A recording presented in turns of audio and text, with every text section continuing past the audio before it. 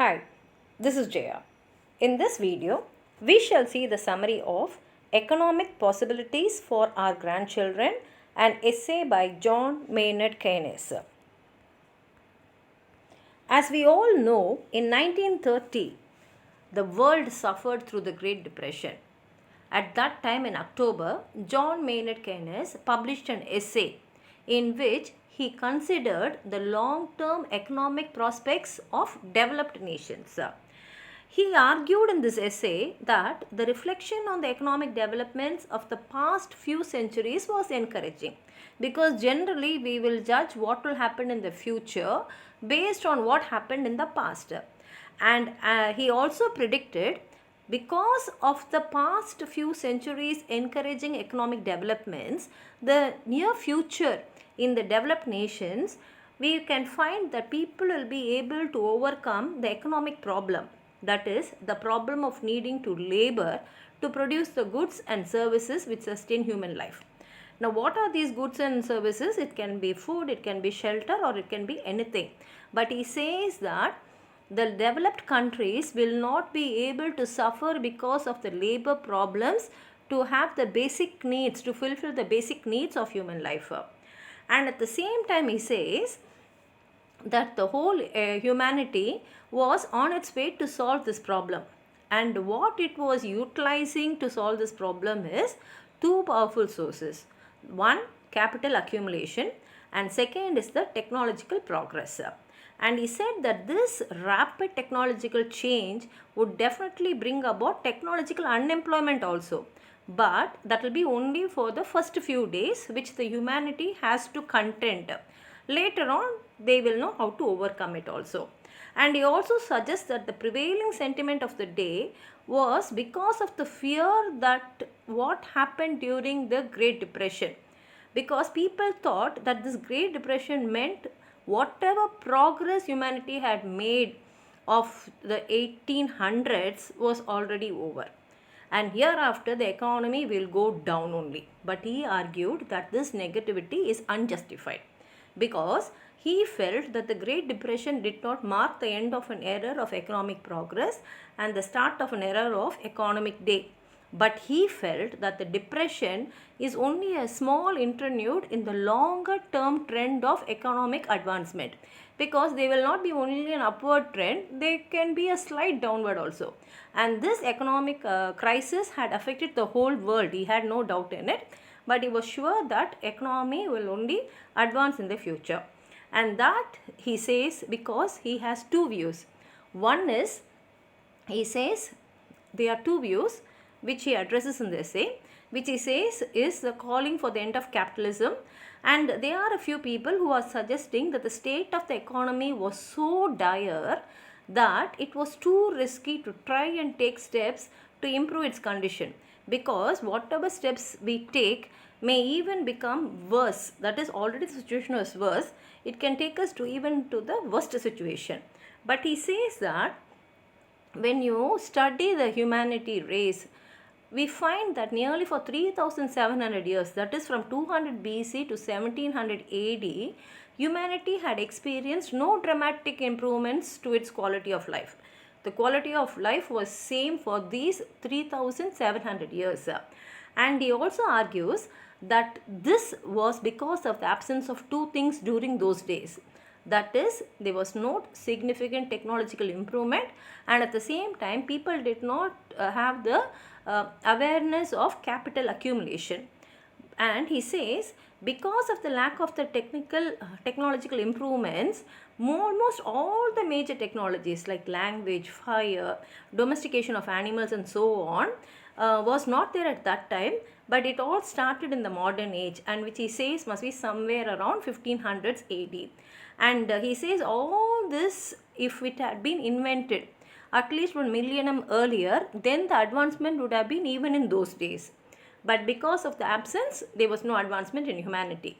And then he says in the 16th century began the awareness of capital accumulation and also the technological innovation. And this too, that is the capital accumulation and the technological innovation, marked the start of the modern age. And this modern age has resulted in a dramatic improvement to the standard of living in developed countries.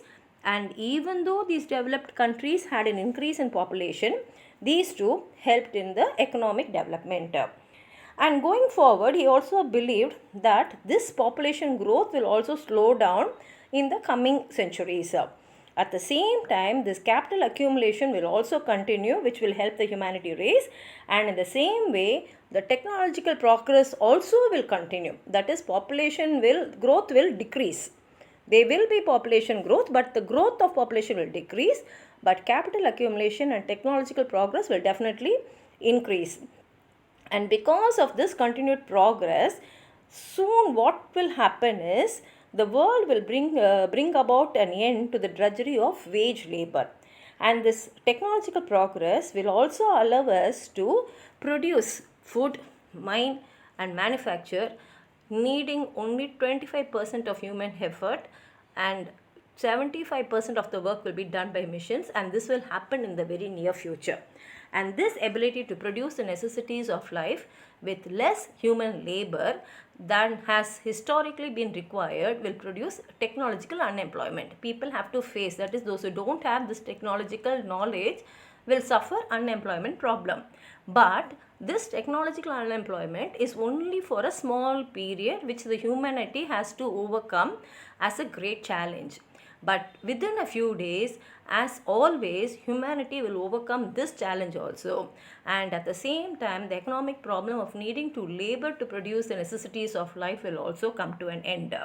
He also predicts that the quality of life in the developed countries will in 100 years, that is by 2030, will become 4 and 8 times higher than what it was in 1930. And he concludes saying that due to the progress, humanity, or at least the developed countries, will overcome or will be close to overcoming the economic problem in 100 years. But only thing is, the world should not face any major problems and there should not be a large increase in population. These two things will be an hindrance to the development of the economic condition in the developed countries. And he also suggests that as we move nearer to solving the economic problem, maybe human beings will have to work only for 15 hours per week. And he says, in that case, the implication of a world free of the need of wage labor, especially when humanity's existence up to that point will have been one where work has been such a defining feature of our lives, which is a focal point regimenting our daily schedules. Because till date, humanity has survived only with the idea that we have to work hard if we have to survive in this world. But when machines overtake us, when machines take care of all these works, and if only 25% of work has to be done by human beings, then humanity has to consider a life where they will not have to struggle for their living, but at the same time they should also know what to do when they have so much time left. And so he said that the lives of all the people will be like a upper society housewife, where the possibility of life deprived of purpose will be possible for all. And this for Keynes constituted humanity's permanent problem, that is how to live to a good life once a temporary economic problem is overcome. So that will be the challenge human beings will be facing, like how to live a good life, because we don't have any economic problem now. So people will only concentrate on that, and he is very sure that even that challenge will be overcome by the humanity. And he says that when everything, that is all the necessities of life, is readily available, and when work is no longer the center to your lives, then what will happen is those who seek to accumulate wealth will also change, and love of money will no longer be considered as a virtue. Saying this, he ends the essay. It's a beautiful essay by Keynes. If you have anything more to add on to what I've said, please write it in the comment box. Like the video, share it with your friends, and if you have not subscribed my channel, please subscribe and support. Thank you.